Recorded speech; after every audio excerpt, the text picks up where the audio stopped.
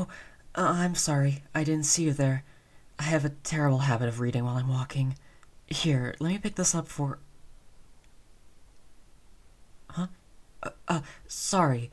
I just noticed how stunning you are. You're really, really attractive. You look surprised. What, did I catch you off guard? That's my bad. I assure you it wasn't my intention to do so. I'm horrible at holding my tongue, and I couldn't help myself. They say a picture is worth 1,000 words, but looking at you, you deserve way more than that. Have you looked in a mirror lately? You deserve to have the entire dictionary devoted to you, with many of those words used several times. Oh, definitely. If it were up to me, you'd hear words like breathtaking and striking and enchanting so many times that you'd be tired of hearing them. Or, better yet, you'd be able to hear them in my voice whenever you'd see them. Yes, but not just in books. If I were really lucky, you'd hear me whispering them to you any time you even caught a glance of them, no matter where it was. Right, sorry, I'm getting ahead of myself. When faced with someone like yourself, my mouth tends to move faster than my mind and wax poetics before I can even think of what words to say. But as I've always heard, the heart tends to find the right words before the mind has a chance to. And, as you may have noticed, my heart has found quite a few words for you. Considering the vastness of the words in every language, dead and otherwise, I can safely assure you that my heart has found only a few words. Though let me assure you that with every passing second I'm finding even more words that I can put to such a striking visage.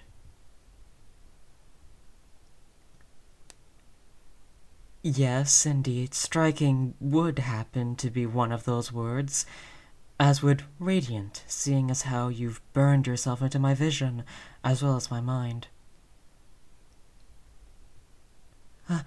You're right, again, my apologies. My tongue is that of a lover's, where my mind is much more logical. However, it seems that when I'm looking at someone who is so perfectly embodies the essence of love, logic fails me completely. Speaking of which, I should probably return this book to you. You seemed to be enjoying it when I so rudely interrupted your reading. It's a good book, then?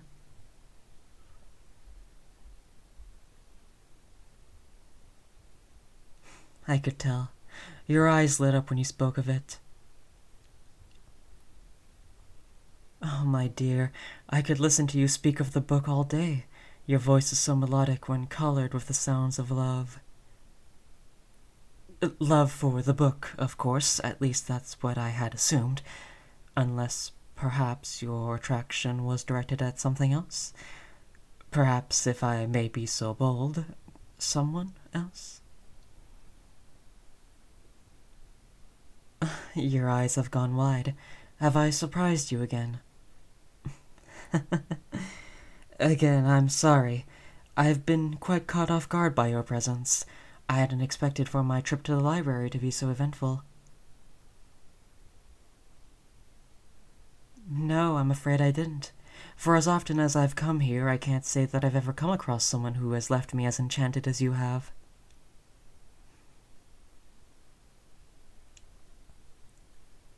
Oh? Well, now I'm the one who's feeling flustered. To be called attractive by someone such as yourself has my heart beating like a wild bird in a cage.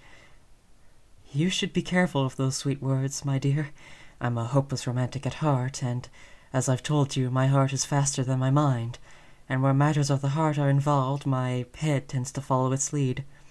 Love sickness may start in the heart, but it will find its way to my head sooner rather than later. I'll fall for you before I have a chance to catch my thoughts and pull my head from the clouds. Of course I would need to catch my thoughts. If I were to set them free, as you suggest, then you'd have enough love letters and poems and odes to your charm to fill a book, if not shelves upon shelves of them. I assure you that you would. When I told you that I would use every word in the dictionary to describe you, I meant it. Every single word, at least once. And even then, I think I'd be tempted to use some of them several times, repeating them till I could write them in my sleep. Oh? Why, that sounds like a challenge. Are you challenging me, dear?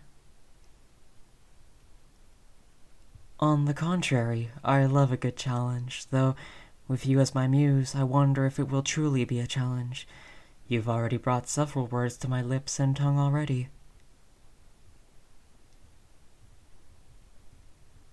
You have an idea on how to make it more difficult. Well, you certainly know how to capture my interest, though that's been clear from the second I laid my eyes on you. Do tell, my dear, what is this suggestion of yours?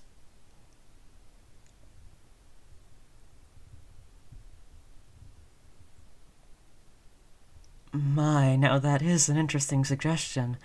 To see who can fill a notebook with poems and odes about the other first. It sounds like fun. Though I think that there may be one thing we have to take into consideration before we both agree to this challenge.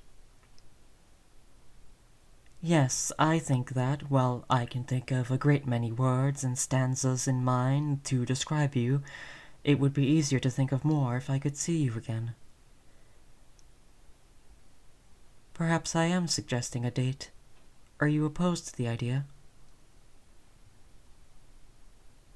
Excellent. Then, perhaps, do you have a pen I could borrow? And might I see your hand as well? Thank you.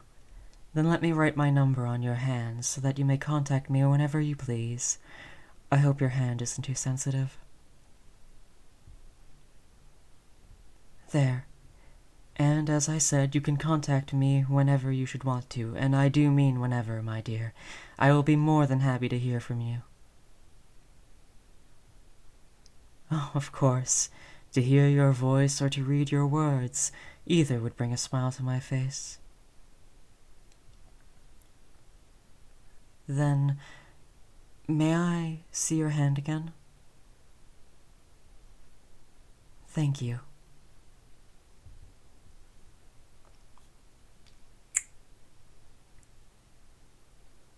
Then I shall leave you to your books. I look forward to hearing from you. Oh, did I get some ink on my lips? No, my dear, there's no need for that. I think I shall leave it as a sweet memento of our first meeting. That look on your face. You look quite pleased at the idea, am I correct? All the more reason to leave it there, then. I hope to hear from you soon, my dear. I'll count the seconds until I can see you next, and write a letter for every moment in between.